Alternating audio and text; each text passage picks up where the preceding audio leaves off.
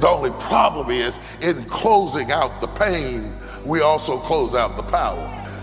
We're trying to close out the burden, but we inevitably close out the blessing. In fact, that's why the enemy allows us to go through failure, so we'll shut down our womb, close our possibilities, live in a vacuum, isolate ourselves to protect ourselves so that nothing gets out, but nothing gets in. So we live our lives going through the motions. We're having fun, but there's no impact. Because we can't afford to risk being hurt again, we don't open up our hearts to love again, because the last time we loved someone wrong and it died.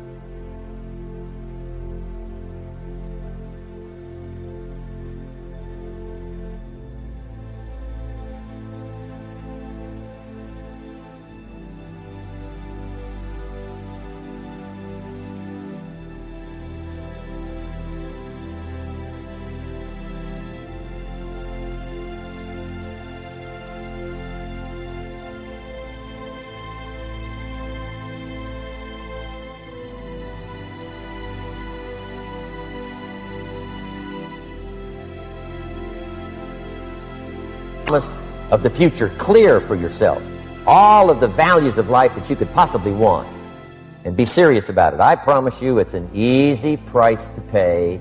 Anybody can pay it. And the best advice I can give you is, if I can do it, you can do it.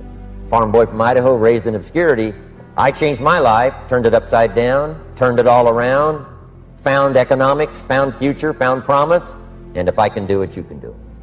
So start setting your goals and see if you can't get a better excitement going for the things you want to accomplish for the future. One of the major reasons for setting goals is for what they make of you in achieving them.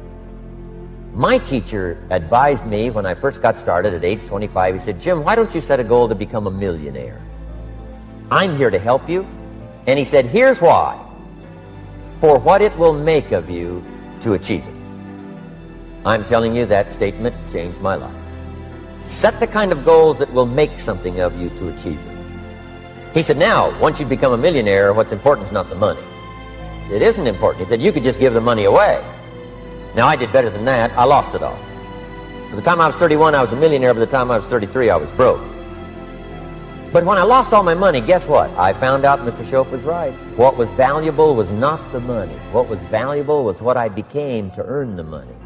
The skills I had, the knowledge I had about the marketplace, the values that I had going for me, they were more valuable than the money. And here's an important statement to remember. It's not what you get that makes you valuable. It's what you become. So part of the key here is to set the kind of goals that will make something of you. Don't set them too low so that you don't have to grow and you don't have to read and you don't have to try and you don't have to stretch. Don't set them too low. And then don't sell out. Don't go for something that's going to cost you your virtue or cost you your values or sell out your principles. There's a good middle road here to follow. Goals that will inspire, goals that will help you grow, change, develop, and become better than you are. Now here's my third subject, and that's called financial independence. Become rich by 40, 35 if you're extra bright, much sooner if you find an opportunity like I did. I like the phrase financial independence. I think it's every person's heritage here, especially in America, to become financially independent. Now, let me give you my definition of financial independence. Financial independence is the ability to live from the income of your own personal resources. Now it depends on how you want to live. If you need $2,000, $3,000 a month, if you need $4,000 or $5,000 a month, if you need $10,000 a month, some people may need, $100,000 a month. But whatever you would need to live, and you could earn that living from the income of your own personal resources, that's what I call financial freedom, financial independence. And let me show you how to acquire. If you start at age 15, between ages 15 and 35 is 20 years. 20 years, in my opinion, is enough time to become financially independent. If you're not, you don't live in the wrong country. Probably what's happened is you have the wrong plan. And it's easy to be a nice person with the wrong plan. I found that when I was 25 years old. I was broke at age 25, and I was a nice guy. You would have liked me. But I'm telling you, my plans up until then, especially my financial plan, left me broke. I totally changed it the next 6 years, and I became financially independent. It is possible in a reasonable amount of time, whatever, 20 years time, enough time. You can do it in a much shorter period of time, like I did if you want to. But this is a reasonable enough time. But here's number one. First of all, you got to have the right philosophy. Philosophy is our ability to gather knowledge and sort through it and decide what's valuable. To develop a philosophy about life, a philosophy about our health, a philosophy about our family relationships, a philosophy about economics. And if you develop the right philosophy, that's what helps to set this sail so that in 6 years it takes you where you want to go, instead of winding up like I did that first 6 years of my economics, broke, no money, empty bank account. Now let me give you a couple of philosophies to consider. Here's the first one. It's called the philosophy of the poor. Poor people usually spend their money and invest what's left. That's the philosophy of the poor. Now here's the philosophy of the rich. Rich people invest their money and spend what's left. And here's the startling answer. It really doesn't matter what the amount is. What's most important is not the amount. What's really important is the philosophy. So I would ask you to adopt this philosophy. A person's economic future starts with a child with $1. Somebody says, oh no, you're only young once, let him spend it all. Well, when would you hope that would stop? Somebody says, well, wait till he's 50 and broke like me, and then he'll learn. Well, no, we don't want to wait that long. If I would have known earlier than age 25, I would have changed. In high school, if they would have had classes called Wealth 1, Wealth 2, I'd have taken both classes. I would not have waited until age 25. The earlier, the better. So what should a child do with $1? Here's the simple premise to begin with. Don't spend it all. They'll still say, why not? Say, let me show you why not. So you put them in your car, take them to the other side of town, and show them where people live that spend the whole $1. Just drive around and say, would you like to live here? Kid says, no. Then you can't spend the whole $1. Kids learn best by visual. Kids will get the message. Now let me give you my best view of what to do with $1. Never spend more than 70 cents. Now you got to pick some number, and the number you pick is going to be determined by your philosophy. It's going to be determined by what you've been taught or your experience teaching yourself. When I first met my teacher, Mr. Shove, I was at about 110% of each dollar. And then I learned a whole better formula for financial independence. Number one, don't spend more than 70 cents. Okay, what do I do with the other 30 cents? 10 cents for charity or church, or helping people that can't help themselves. Projects that you feel good about. It's called being generous with part of what you've taken out of society. Now, in my opinion, nothing teaches us character better than generosity.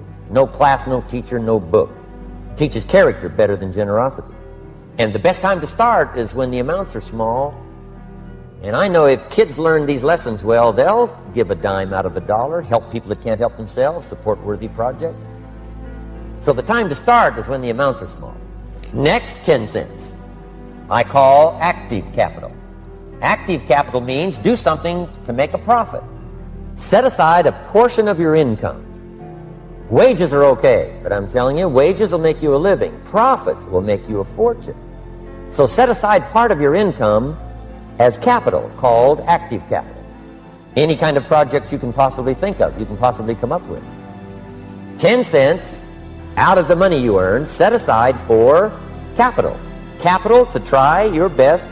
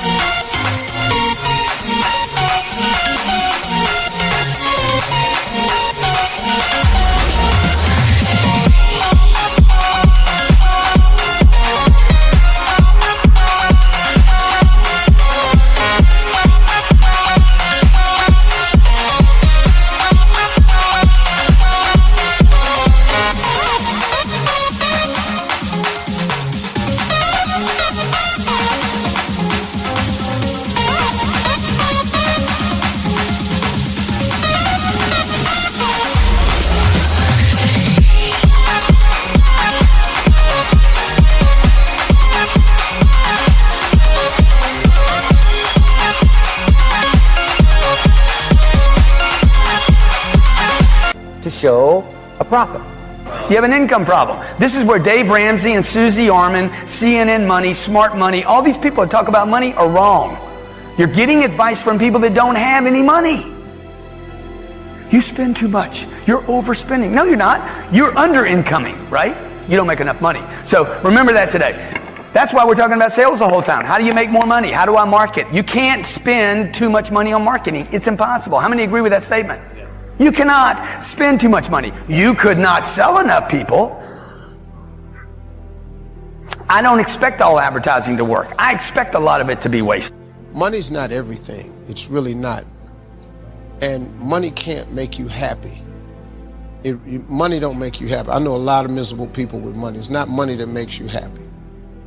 It don't. It don't make you happy, but it'll park you right in front of Happy's house. And you can at least see if the stay there. I recommend money. I highly recommend it.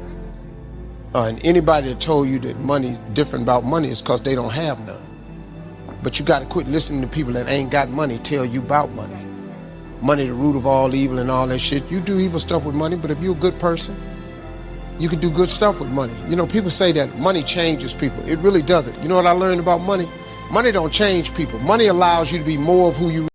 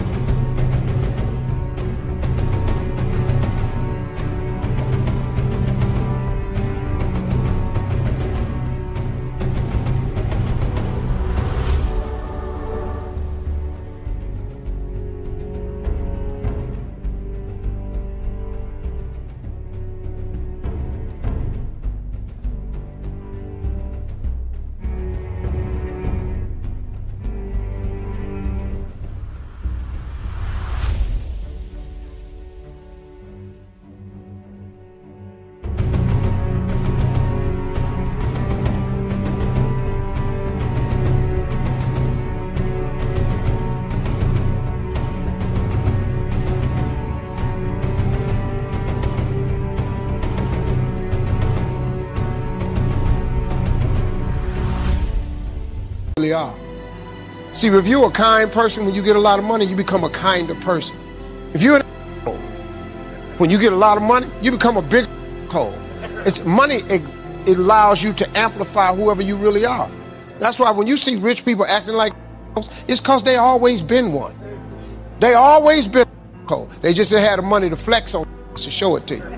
That's all it is. But you let their ass get some money, they finna show your ass something. And that's it. If you see a person that's cool with money, it's because he always been cool. That's why I recommend money, but it's all right. I'm gonna do this real quick. Let me see if I got it. I don't have time to do that. I was gonna show you a real simple thing I figured out a long time ago. Before I go today, I'm gonna share it with you. I'm gonna show you the simple way to become a millionaire. Very well, come on. The show, what you got, Steve? No. Well, I'm gonna show you. It's a really simple way. And it's so true, it's very simple. You just have to understand that it's possible for you. What stops most people from becoming successful is you have something in you that tells you it's not for you. But it's for everybody who wants it. God will give you the desires of your heart. He love you. If you ask your child, if your child asks you for the latest sneaker, you're gonna try to get it for him. If he at the school trying to make a field trip, you're gonna try to send it. If he need a computer for a class, you're gonna try to get this computer for your child. Cause he your child. Well, we all got the same Heavenly Father. We his children. When you ask him for something, you don't think he wanna give it to you? But you have not cause you ask not. Most people don't even ask God for the right stuff. Keep wasting God's time with all these little bitty requests. You're talking to God. Why you keep going to God with this little stuff? Lord, help me make my rent. Don't he always? Why don't you ask for a mortgage? You're talking to God, man. This is the same dude that made heaven and earth in 6 days. How he can't give you a house? How he can't give you a new car? Quit looking on Craigslist for a used car. Go to the new car section. You're talking to God. Quit asking God for little stuff. God don't care nothing about no used car. You want a used car, he'll give you a used car. Ask for a new car. You gonna ask God for $500? Might as well ask him for 50 grand. I mean, since you asking, you have not cause you ask not. It's really simple. I'm telling you, man, I figured it out. I ain't smart. I ain't got no education. I ain't got no degree of any kind whatsoever. Graduated with a high school diploma. Graduating class was 695 people. I graduated 690.